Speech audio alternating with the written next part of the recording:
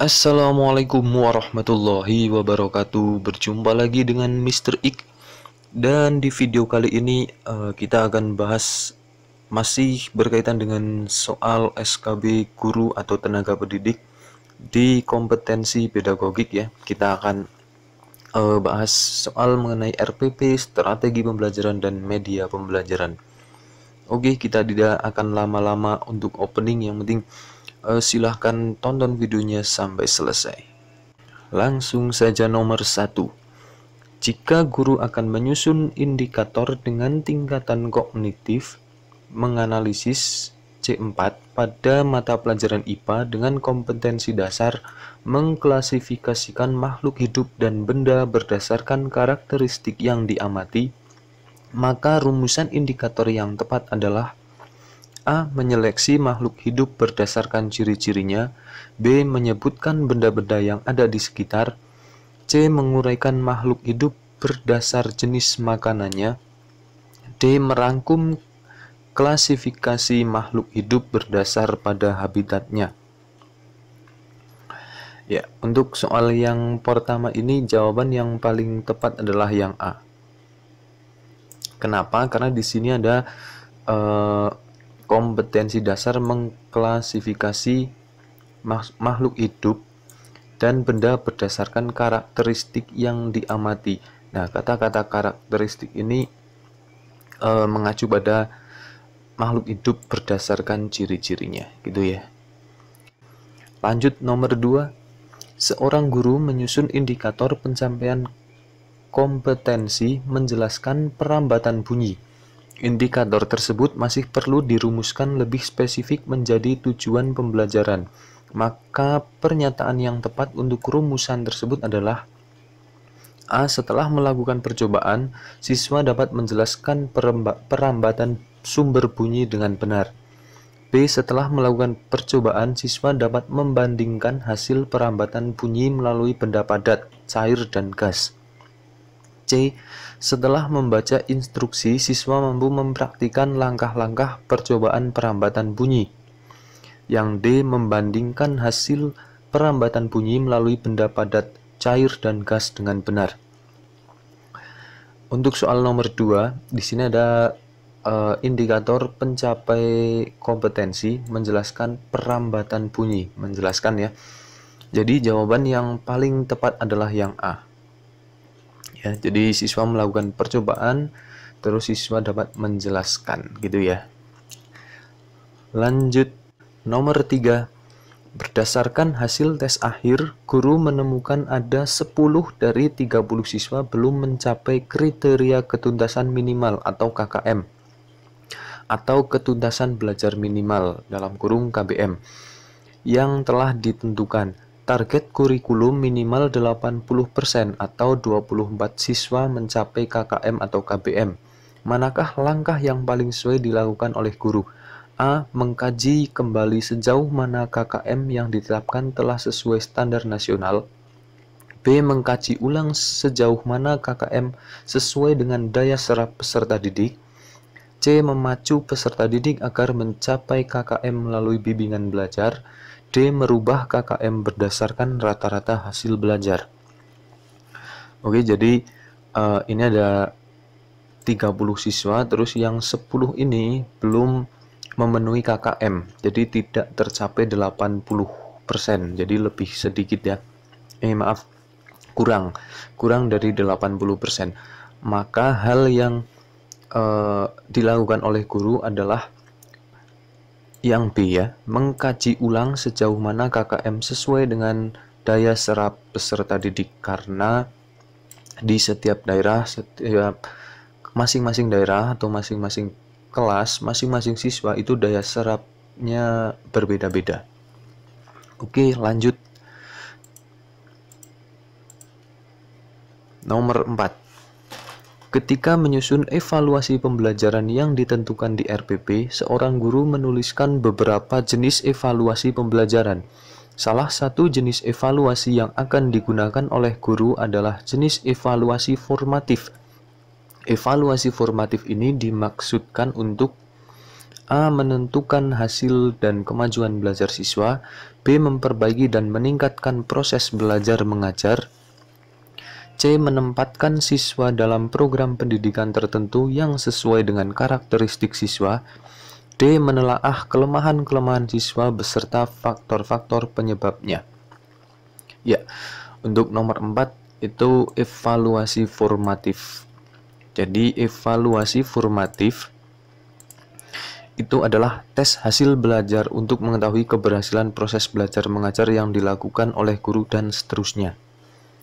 Tujuannya dari evaluasi formatif ini adalah sebagai dasar untuk memperbaiki dan meningkatkan produktivitas belajar mengajar. Artinya untuk soal nomor 4 ini jawaban yang paling tepat adalah yang B. Memperbaiki dan meningkatkan proses belajar dan mengajar. Lanjut nomor 5. Pada silabus terdapat kompetensi dasar 4.1. Data hasil pengukuran dengan alat ukur yang sesuai pada diri sendiri, makhluk hidup lain, dan benda-benda di sekitar dengan menggunakan satuan tak baku dan satuan baku. Kegiatan pembelajaran yang paling tepat untuk RPP adalah A. Mengumpulkan informasi besaran pokok dan turunan yang dijumpai sehari-hari. B. Membandingkan hasil pengukuran benda dengan satuan baku dan tidak baku. C. Menganalisis perbedaan satuan baku dan tidak baku. D. Menyajikan hasil percobaan pengukuran dalam bentuk laporan tertulis. Ya, untuk nomor 5 di sini ada kompetensi dasar, yaitu data hasil pengukuran dengan alat yang sesuai pada diri sendiri dan seterusnya. Jadi jawaban yang paling tepat untuk soal seperti ini adalah yang D. Jadi siswa itu mampu menyajikan hasil percobaan pengukuran dalam bentuk laporan tertulis, gitu ya. Oke, lanjut nomor 6.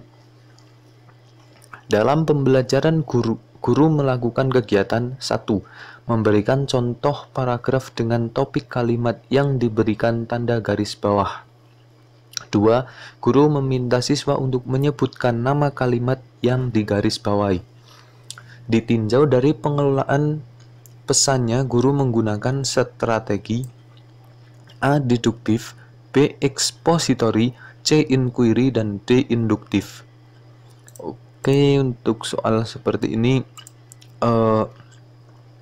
kita kaji satu persatu, yaitu deduktif merupakan strategi belajar dengan materi atau bahan pelajaran diolah dari mulai yang umum, generalisasi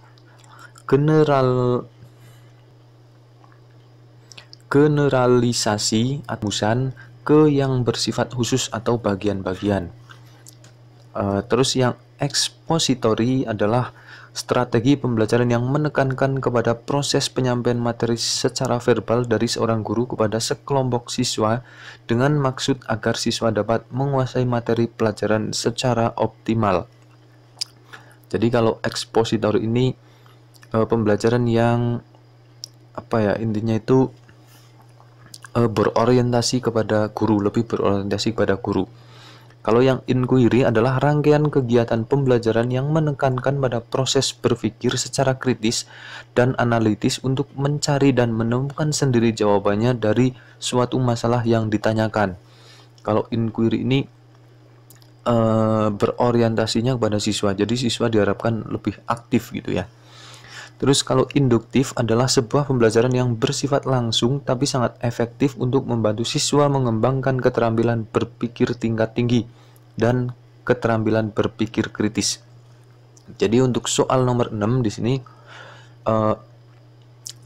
yaitu jawabannya adalah yang D. Ya, yang paling tepat adalah yang D, karena induktif ini ciri-cirinya adalah guru menyajikan contoh untuk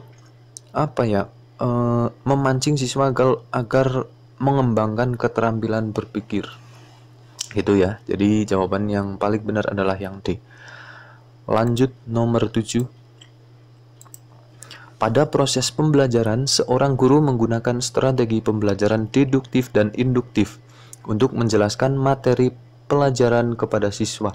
Strategi pembelajaran deduktif dan induktif dimaksudkan untuk mengajarkan materi yang sifatnya A. Fakta, B. Konsep, C. Keterampilan, dan D. Prosedur. Oke, pembelajaran deduktif dan induktif ini strategi pembelajaran yang dimaksudkan untuk mengajarkan materi yang sifatnya itu adalah konsep, ya. Konsep. Jadi jawaban yang paling benar adalah yang B. Oke, nomor 8. Peserta didik diminta guru secara mandiri untuk mengumpulkan data tentang opini masyarakat sekitar sekolah terhadap dampak penggunaan kantong plastik terhadap lingkungan. Selanjutnya, siswa diminta untuk menampilkan data seberapa banyak kantong plastik yang dipakai oleh masyarakat dan memberikan alternatif untuk menguranginya. Langkah-langkah pembelajaran yang dilakukan oleh guru tersebut merupakan strategi A. Problem solving, B. Kooperatif, C. Project based cooperative learning, D. Inquiry learning.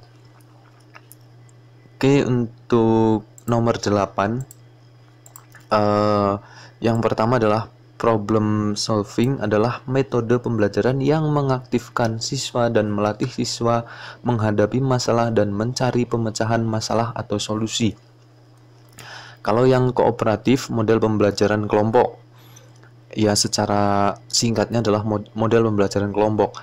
Kalau project based cooperative learning itu tugas proyek, ya, secara kelompok. Jadi siswa kalau di project based learning, ya, itu siswa diharuskan aktif, ya, untuk bereksplorasi, interpretasi, dan lain-lain. Kalau inquiry learning tadi di nomor sebelumnya sudah kita bahas, ya. Jadi jawaban yang paling tepat adalah yang problem solving, ya. Artinya adalah metode pembelajaran yang mengaktifkan dan melatih siswa menghadapi masalah dan mencari pemecahan masalah atau solusi. Karena di sini ini masalahnya, ya. Masalahnya penggunaan kantong plastik, terus memberikan alternatif untuk menguranginya atau solusinya, gitu, ya. Oke, nomor 9. Siswa melakukan kegiatan dengan berpedoman pada langkah-langkah yang telah ditetapkan guru, yaitu pembuktian luas permukaan bola, kemudian diminta untuk menyimpulkan dan mempresentasikan di kelas. Strategi pembelajaran yang tepat yaitu A. Kooperatif, B. Problem solving, C. Discovery, D. Konstektual. Oke, untuk nomor 9. Kalau kooperatif kita tadi sudah bahas di soal sebelumnya, yaitu pembelajaran secara kelompok. Terus kalau problem solving intinya adalah siswa itu untuk memecah masalah, ya, mencari solusi permasalahan. Kalau yang discovery learning atau discovery, ya, itu merupakan sebuah teori pembelajaran yang diartikan sebagai bentuk proses belajar yang terjadi jika siswa tidak disuguhkan dengan pembelajaran dalam bentuk akhirnya, akan tetapi diharapkan untuk mengorganisasi sendiri. Kalau konstektual adalah konsep pembelajaran yang mengaitkan antara materi pembelajaran dengan situasi dunia nyata siswa. Itu secara singkatnya seperti itu kalau kontekstual, ya. Dan untuk nomor 9 ini jawaban yang paling tepat adalah yang discovery, ya. Artinya siswa itu mampu mengorganisasikan sendiri. Jadi jawabannya yang C. Oke, lanjut nomor 10. Sebagai sebuah karya peradaban mutakhir, TIK berkembang pesat dalam perannya sebagai fasilitator pembelajaran. TIK pun juga bisa menjadi media itu sendiri, yang disebut sebagai A. Media berbasis TIK, B. Media konvergensi, C. Multimedia, D. Media berbasis web. Oke, untuk soal nomor 10, jawaban yang paling tepat adalah yang B. Kenapa? Karena di sini saya siapkan penjelasannya. Konvergensi media adalah penggunaan TIK atau pengintegrasian media-media yang ada untuk digunakan sebagai fasilitas atau bisa digunakan sebagai media belajar, gitu ya. Jadi jawaban yang benar adalah konvergensi media yang B. Oke, sementara itu dulu ya soal-soal yang kita bahas. Semoga membantu teman-teman dalam mencari referensi buat belajar. Semoga bermanfaat dan semoga berguna. Intinya buat teman-teman semua, silahkan carilah referensi belajar sebanyak-banyaknya, khususnya buat teman-teman yang sudah lulus di SKD, masuk perankingan dan untuk persiapan menghadapi SKB yang akan datang ya. Jadi semoga sukses pada teman-teman semua. Dan sekian dulu dari saya, semoga bermanfaat. Sekali lagi saya Heri. Assalamualaikum warahmatullahi wabarakatuh.